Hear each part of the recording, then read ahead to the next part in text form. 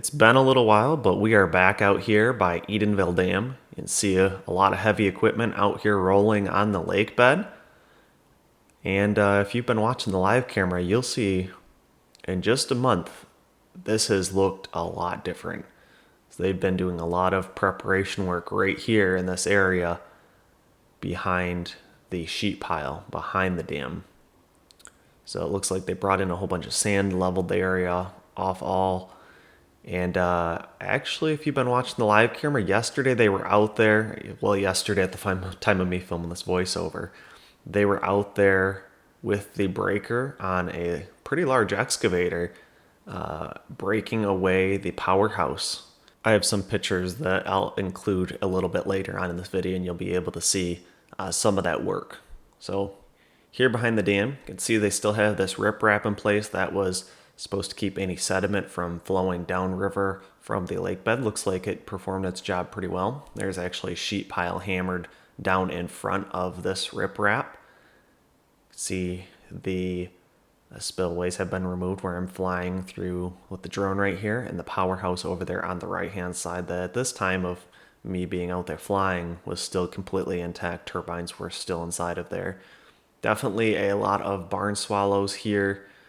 They've been living in this powerhouse for quite a few years and have kind of made it their home. So they will have to relocate, but they definitely do not like the drone. They interpret this as being a predator like a hawk or eagle that is, intruding on their area, possibly going to harm them and their offspring, their babies. So we'll go ahead, we'll climb an altitude a little bit further, try to avoid them. You can see the crane over there on the right hand side. Just a lot of stuff that was staged in this area at this time. Those trees in the middle of the screen had been planted a couple years ago. A lot of riprap staged. That sheet pile cut off wall over on the left hand side that we can barely see has been brought all to the same elevation now. And this area right here is where the earthen embankment breached. And all that water went flowing. You can see the path that it took, flowing right there straight towards that M30 bridge. So a lot of work that's been happening down here. There's actually a lot of pipes, HDPE pipes that are laid in this area now. And they went and redirected the river back to its original path. There was a lot of erosion happening, especially over here on the bank that's on the left-hand side. Kept cutting away at that bank. People were losing their property because of that. So it looks like great job done here.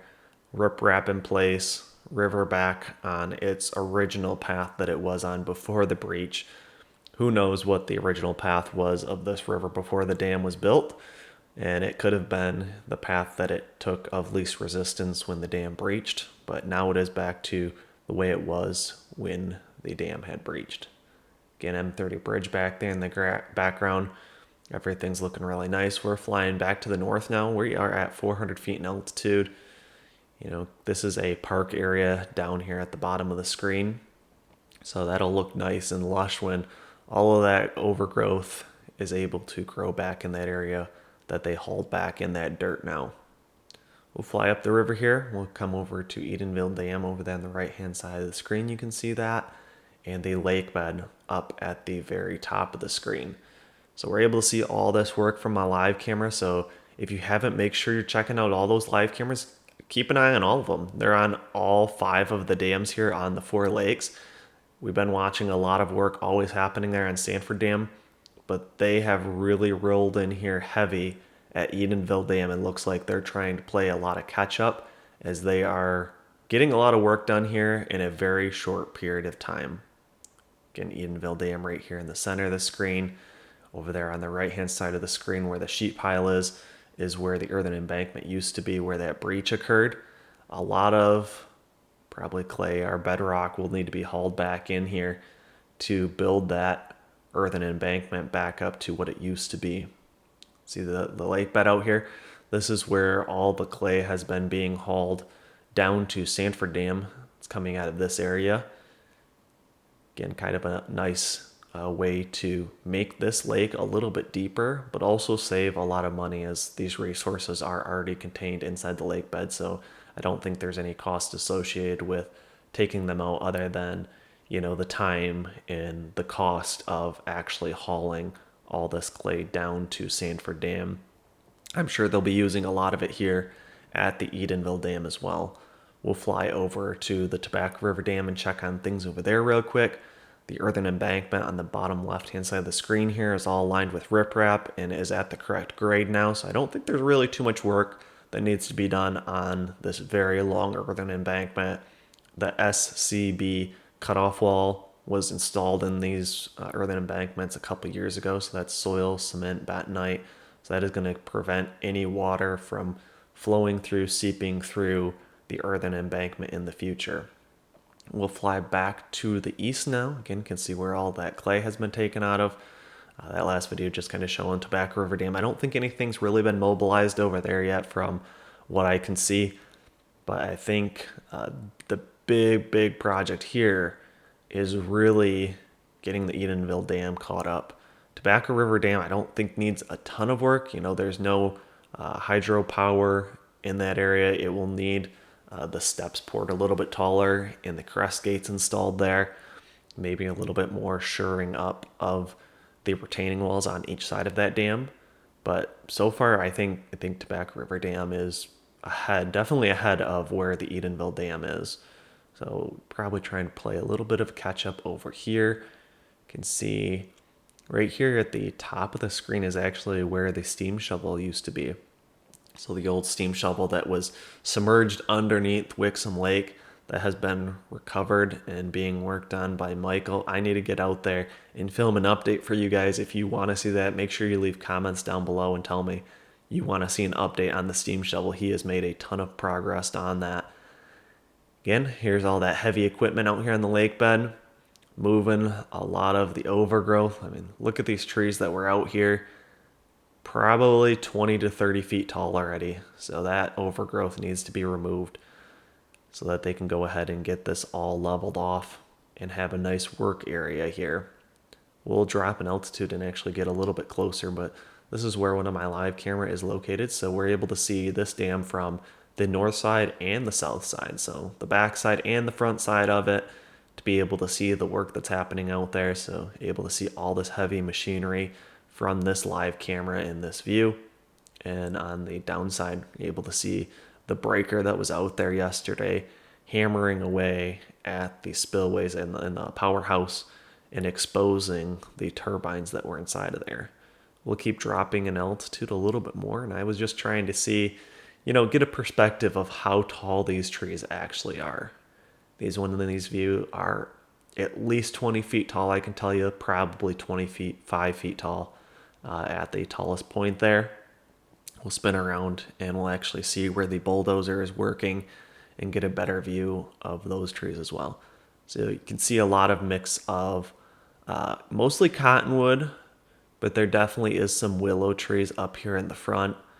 These poplar trees grow really quick here in Michigan. They're a softwood. It does not take very much for them to get rooted and take off. So here's that area. You can see where the bulldozer was going ahead, leveling some of this brush. You can see these ones probably are about 20-25 feet too at the tallest point, but very, very thick. I mean, it's pretty much impossible to grow or actually walk through this area. You see that tree right there in the middle? That's probably got a diameter of at least 4 inches on that biggest one. So very massive and a lot of growth in the last couple of years. All of this will need to be taken care of before the lakes are refilled so that we don't have, stumps sticking up out of the water. That's how things were originally. When the dams were closed, they flooded it and went out there during the winter time and cut off the tops of all the trees. It used to be a forest, and there were a decent amount of stumps depending on which lake you were on. But on Secord, Smallwood, Wixom, and Sanford Lake, there was always tree stumps down there, and that's the reason why is these are really just reservoirs that were closed up and allowed to refill and just flooded forests that used to be in these areas. We'll come over here. We'll check out the sheep pod cutoff wall a little bit, and now jumping into the Powerhouse. And at the end of here is where I will include kind of a before and after. You can see the powerhouse wasn't touched at this time when I was out there flying with my drone. But now at the time of me filming this voiceover, a lot of work has been done here. So water was flowing back through there. Wasn't being bothered much by the barn swallows at this time, so I was able to get a little bit better video of that area. Here are some of those pictures, so you can see how much the breaker has went ahead and removed here from the powerhouse. Pretty much just breaking away the whole front side of it so that we can now see the interior of the powerhouse. See, they put in a sheet pile cutoff wall and some riprap to access the location. And here you can actually see the turbine. So the water used to exit down there at the bottom of the turbine. And you can actually see the green part is the turbine itself. And here again, another part of the old turbine sitting here. So if you've liked this video, make sure you go down below, hit the like button, make sure you're subscribed to the channel, and leave any questions and comments you have down below. If you want to go ahead and support the channel, check out the links in the description down below as well. Coffee, you can go ahead and send me money for a drink or contribute to a tank of gas, as well as my PayPal links are down there where you can go ahead and contribute donations directly. Thank you everyone for watching. It's a huge help, and until the next one, I'll see you then. Thanks for watching, and make sure you hit the thumbs up button if you enjoyed this video. Also make sure you subscribe so you don't miss the next videos I will be posting, and leave your questions, comments, and suggestions below. As always, I just want to give a massive thanks to the people who support me on Patreon. Never underestimate the value of your contribution to keeping this channel going. Thank you.